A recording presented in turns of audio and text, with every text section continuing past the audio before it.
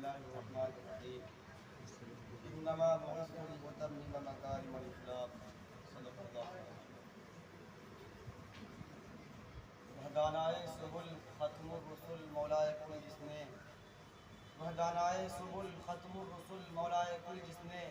غبار راہ کو بخشا فروغ وادی سینہ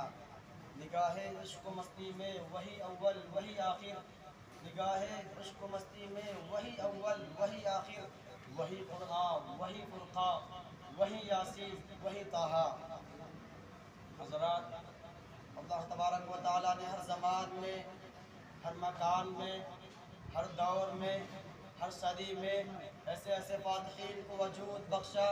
جنہوں نے اپنی طاقت کے بل بوتے پر اور اپنی شمشیر و سینہ کے زوروں پر دنیا کو فتح کرنے کی اور ملکوں پر حکومت کرنے کی اور انسانی کائنات کو اپنے سامنے جھکانے کی ہم کوششیں کی، کبھی چنگیز ہلاکوں کی شکل میں تو کبھی سکندر اعظم کی شکل میں، کبھی ہٹلر کی شکل میں تو کبھی شام کے حافظ الاسد اور بشار الاسد کی شکل میں، لیکن ان تمام کے باوجود اگر تاریخ کی اوراقگردانی کی جائے اور پوچھا جائے کہ بتاؤ کیا تاریخ میں کوئی ایسا فاتح اعظم بھی گزرا ہے جس نے کانٹے بچھانے والوں کے لیے پھول بچھایا ہو، جس نے پتھر برسانے والوں کے گلوں میں موتیوں کا ہار ڈالا ہو، جس نے پاگل کہنے والوں کی طرف دست الفت و محبت دراز کیا ہو؟ اے انقلاب دورہ سن، اے تاریخ کان لگا، اگر تجھے بھی ایسے فاتح اعظم کی تلاش ہے تو سرزمین عرب کی طرف نگاہ دوڑاؤ، وہاں تجھے ملے گا فاتح اعظم سرکار دو عالم محمد عربی صلی اللہ علیہ وسلم صدائے حق بلند کر رہے ہیں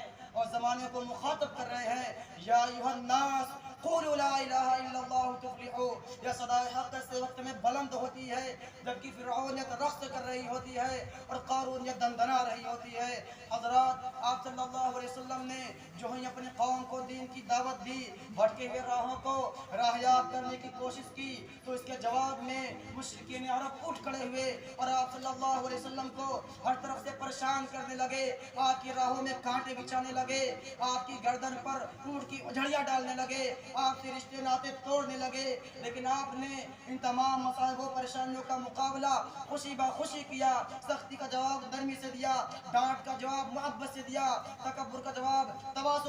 تواضع سے دیا، بے وفائی کا جواب وفائی سے دیا اور صاف فرما دیا، ارے مشرکین عرب، اگر تم ہماری دائیں ہاتھ میں سورج اور بائیں ہاتھ میں چاند بھی لا کر رکھ دو پھر بھی ہم تمہارے پاس صدائے حق بلند کرتے رہیں گے، اگر تم 100 بار انکار کرو تو ہم 1000 بار اصرار کریں گے۔ اسی بنیاد پر جو رسول اللہ صلی اللہ علیہ وسلم نے سرزمین طائف کا قصد کیا کہ وہاں کے لوگوں کو دین کی دعوت دی جائے، بھٹکے ہوئے راہوں کو راہیاب کرنے کی کوشش کیا جائے، تو وہاں کے اوباش لونڈوں نے آپ صلی اللہ علیہ وسلم پر پتھروں کی بارش شروع کر دی، حتیٰ کہ آپ کا خون آپ کی جوتیوں میں جم گیا، جس کی تصویر کشی کسی شاعر نے یوں کی ہے، تڑپ اٹھتا ہوں جب طائف کا منظر یاد آتا ہے، تڑپ اٹھتا ہوں جب طائف کا منظر یاد آتا ہے، کہ وہ زخموں سے بھرا جس میں پیغمبر یاد آتا ہے، رحمت الہی جوش میں آتی ہے، غضب الہی بھڑک اٹھتا ہے، حکم خداوندی ہوتی ہے کہ جاؤ میرے دلارے کو تسکین دو، فرشتے آتے ہیں اور کہتے ہیں اے محمد صبر کا پیمانہ چھلک اٹھا ہے، اگر آپ اجازت دیں تو ان دونوں پہاڑوں کے درمیان ان طائف والوں کو پیش دیا جائے۔ اے انقلاب دورہ سن، اے تاریخ کان لگا، اگر محمد چاہتے تو اینٹ کا جواب پتھر سے نہیں، ایٹم بم سے نہیں، چٹان سے دے سکتے تھے، لیکن کیا جواب دیا؟ جناب رحمت للعالمین نے یہ سن کے فرمایا، جناب رحمت للعالمین نے یہ سن کے فرمایا کہ میں اس دہر میں قہر و غضب بن کر نہیں آیا، میں کیوں ان کے لیے قہر الہی کی دعا مانگوں،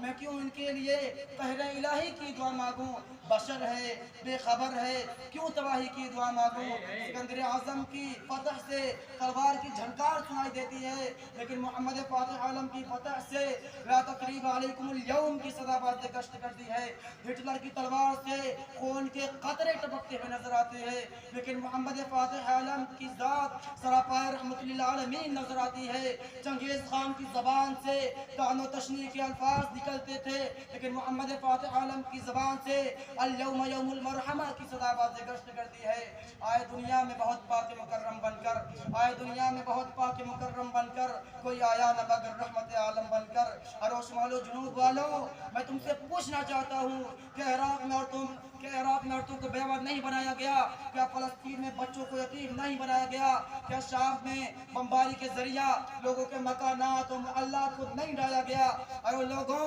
تم چپ کیوں ہو؟ تمہاری زبان کیوں بند ہو چکی ہے؟ تم جواب کیوں نہیں دیتے؟ ہاں دشمنان خدا نے اپنی طاقت و قوت کے زوروں پر ان ممالک کو فتح کیا ہے، لیکن کیا محمد فاتح عالم نے عورتوں کو عزت نہیں بخشی؟ کیا محمد فاتح عالم نے بوڑھوں اور معذوروں کا اکرام نہیں کیا؟ کیا محمد فاتح عالم نے بچوں کو سینے سے نہیں لگایا؟ پھر تم کیوں